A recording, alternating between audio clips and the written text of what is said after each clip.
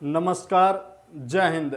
आज हम पढ़ेंगे भारत का जो नदी तंत्र है उसके बारे में पढ़ेंगे और मुख्य तौर पे आज हम पढ़ने की कोशिश करेंगे जो उत्तर भारत की प्रमुख नदियां हैं उनके बारे में आज हम इस वीडियो में पूरी डिटेल से पढ़ेंगे। यानी कि जो भारत की जो नदियां हैं, यानी कि भारत की जो नदियां हैं उनके बारे में हम इस वीडियो में पढ़ेंगे भाई। यानी कि जो भारत की नदियां उनके बारे में पढ़ेंगे और मुख्य तौर पे जो उत्तर भारत की जो नदी है उनके बारे में पढ़ेंगे। तो सबसे पहले हम बात करेंगे सिंधु नदी की। किस नदी की? सिंधु नदी की। जो सिंधु नदी है, सिंधु नदी की नदी के नाम पे ही भारत का नाम हिंदुस्तान और सिंधु नदी के नाम पे ही भारत का नाम इंडिया पड़ा, क्योंकि सिंधु नदी को इंग्लिश में इंडस रिवर भी बोला जाता था और सिंधु घाटी के नाम पे, यानी कि जो सिंधु घाटी थी उसको क्या बोला जाता? इंडस सिविलाइजेशन बोला जाता था।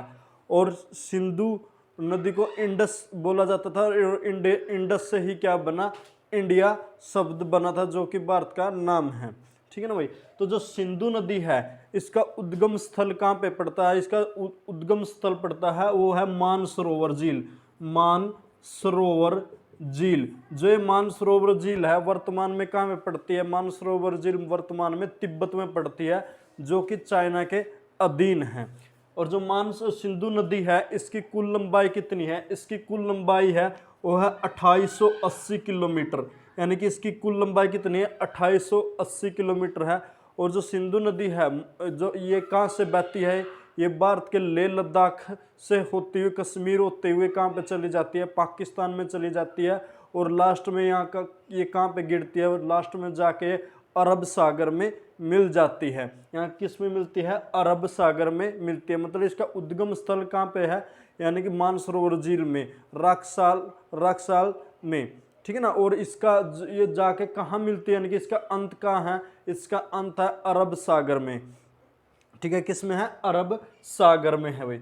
उसके बाद दूसरी नदी की हम बात करेंगे, गंगा नदी। गंगा नदी, जो गंगा नदी है ये भारत की सबसे लंबी नदी है। गंगा नदी भारत में बहने वाली सबसे लंबी नदी है भाई। ठीक है ना।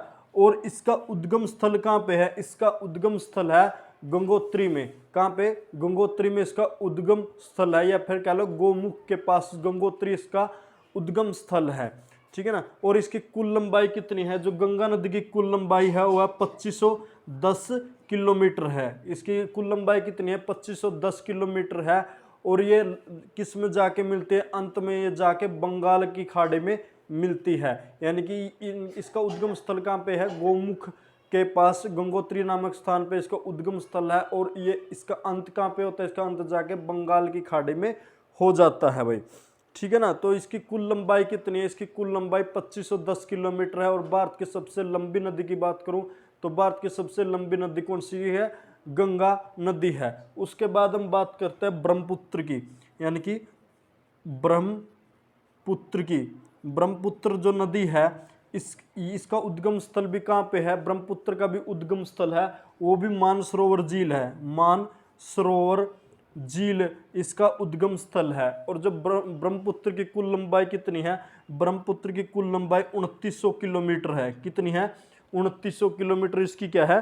कुल लंबाई है। और जो ब्रह्मपुत्र है ये मुख्य तौर से किस में बहती है? चाइना में बहती है, फिर तिब्बत में बहते हुए अरुणाचल प्रदेश से भारत में प्रवेश करती है और अरुणाचल, असम होते हुए ये कहाँ पे चली जाती है? सुंदरवन डेल्टा होते हुए बंगाल की खाड़ी में जाके मिलती है भाई। और ब्रह्मपुत्र नदी में ही भारत का और दुनिया का सबसे बड़ा द्वीप पाया जाता है, जिसका मुंजला नाम है। मुंजला नाम उसका द्वीप का नाम है भाई। ठीक है ना। उसके बाद हम बात करेंगे किस नदी की? उसके बाद हम बात करेंगे झेलम नदी की। ठीक है ना। झेलम नदी की, जो झेलम नदी श्रीनगर शहर है वो किस नदी के किनारे पे बसा हुआ है? श्रीनगर शहर वो भी झेलम नदी के किनारे बसा हुआ है भाई। ठीक है ना।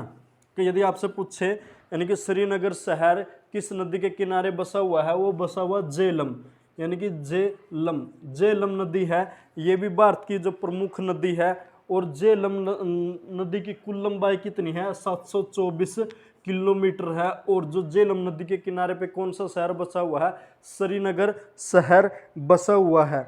और झेलम नदी है ये किससे निकलती है, शेषनाग झील यानी कि शेषनाग झील से निकलती है भाई। और ये आखिरी में जाके किस नदी में जा मिलती है, ये आखिरी में जाके चिनाब नदी में जा मिलती है। किस में मिल जाती है, चिनाब नदी में मिल जाती है, चिनाब या फिर चिनाब नदी में जाके मिल जाती है। या फिर दूसरे शब्दों में कह लो जो झेलम नदी है ये किसकी सहायक नदी है, ये झेलम नदी है वो चिनाब नदी की सहायक नदी है भाई, ठीक है ना। उसके बाद हम बात करेंगे चिनाब की, यानी कि चिनाब नदी की।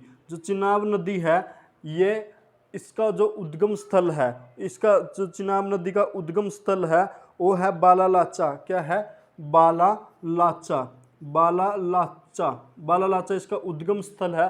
और हिमाचल प्रदेश में ये मुख्य तौर से बहती है।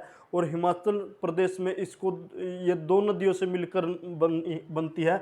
उनका नाम क्या है, चंद्र और बागा, चंद्र और बागा नदियों से मिलके ये बनती है। और हिमाचल प्रदेश में इसको चंद्रभागा नदी के नाम से भी जाना जाता है। यानी कि जो चिनाब नदी है इसका उद्गम स्थल क्या है, बालालाचा है। और जो हिमाचल प्रदेश में ये दो नदियों से मिलकर बनी है जिनका नाम क्या है, चंद्र और बागा।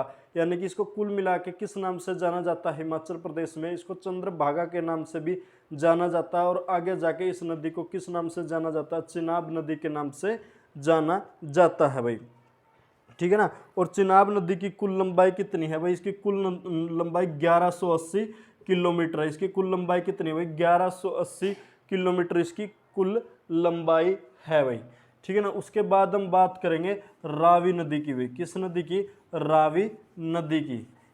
जो रावी नदी है इसका उद्गम स्थल कहाँ पे है, रावी नदी का उद्गम स्थल रोहतांग दर्रा है।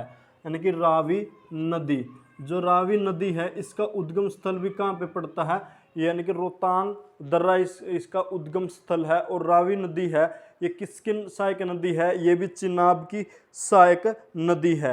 यानी कि चिनाब की सहायक नदी कौन सी है, रावी नदी है। और रावी नदी के किनारे पे एक महत्वपूर्ण शहर बसा हुआ है जिसका नाम क्या है, लाहौर। लाहौर किस नदी के किनारे पे बसा हुआ है, वो बसा हुआ है रावी नदी के किनारे पे। और रावी नदी का जो उद्गम स्थल है वो कहाँ पे है, हिमाचल प्रदेश में रोहतांग दर्रा इसका उद्गम स्थल है। और ये किसकी सहायक नदी है, ये चिनाब की सहायक नदी है।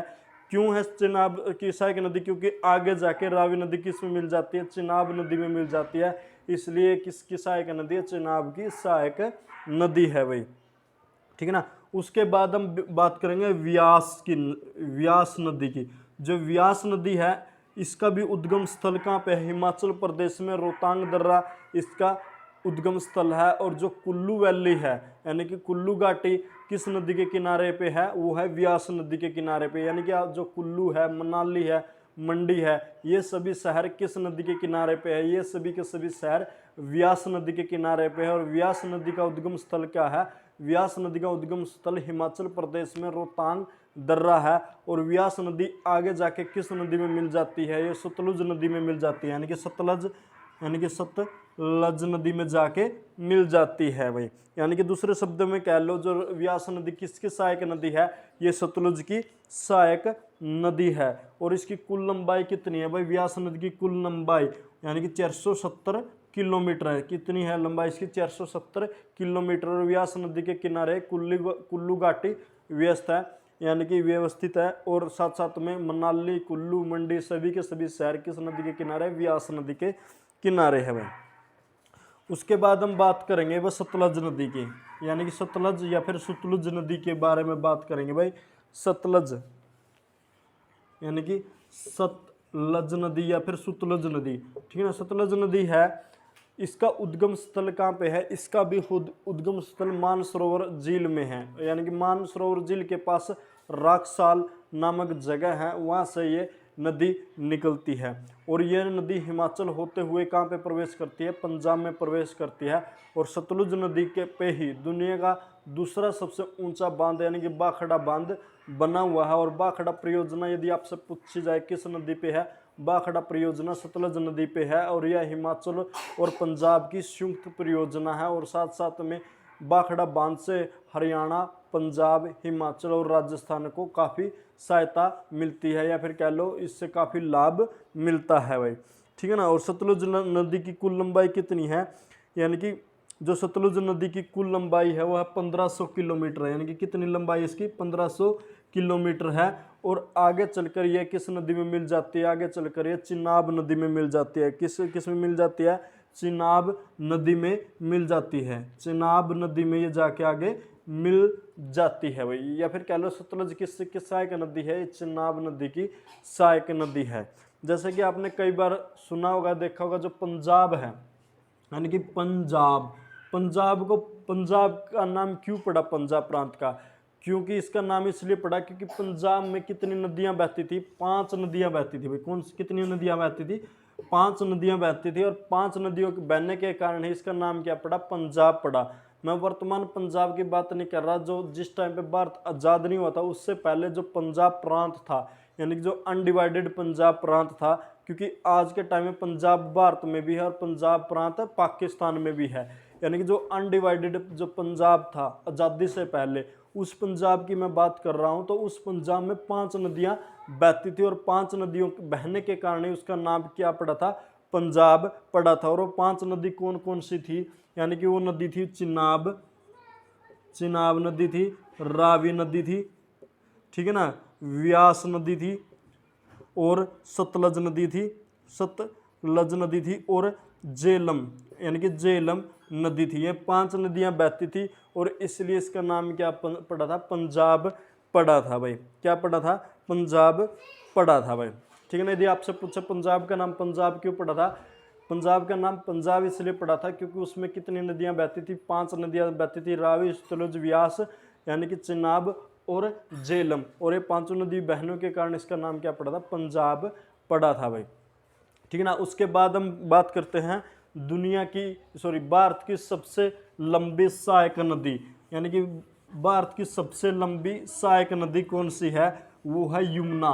कौन सी है, यमुना नदी, यानी कि भारत की सबसे लंबी सहायक नदी है यमुना नदी का जो उद्गम स्थल है वो कहाँ पे पड़ता है, यमुनोत्री पड़ता है। कहाँ पे, बंदरपूछ के पास एक जगह है जिसका नाम क्या है, यमुनोत्री।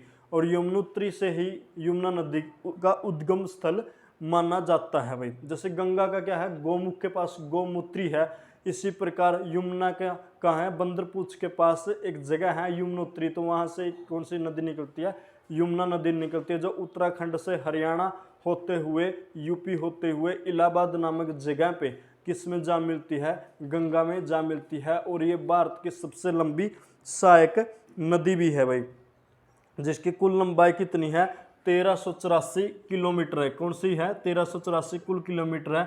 और यमुना नदी के किनारे कौन सा शहर बचा हुआ है, यमुना नदी के किनारे भारत की राजधानी न्यू दिल्ली या दिल्ली भारत की राजधानी है, वो किस नदी के किनारे है, यमुना नदी के किनारे बसा हुआ है। और आगरा शहर जिस पे ताजमहल के लिए फेमस है, वो शहर भी किसके नदी के किनारे पे बसा हुआ है, यमुना नदी के किनारे बसा हुआ है भाई, ठीक है ना। तो ये क्या था, मुख्य तौर पर जो उत्तर भारत की कौन कौन सी नदियाँ थी, यानी कि महत्वपूर्ण नदियाँ थी जो कि भारत में बहते हैं। तो अगले वीडियो में फिर मिलेंगे एक नए टॉपिक के साथ, तब तक जय हिंद, जय भारत, धन्यवाद दोस्तों।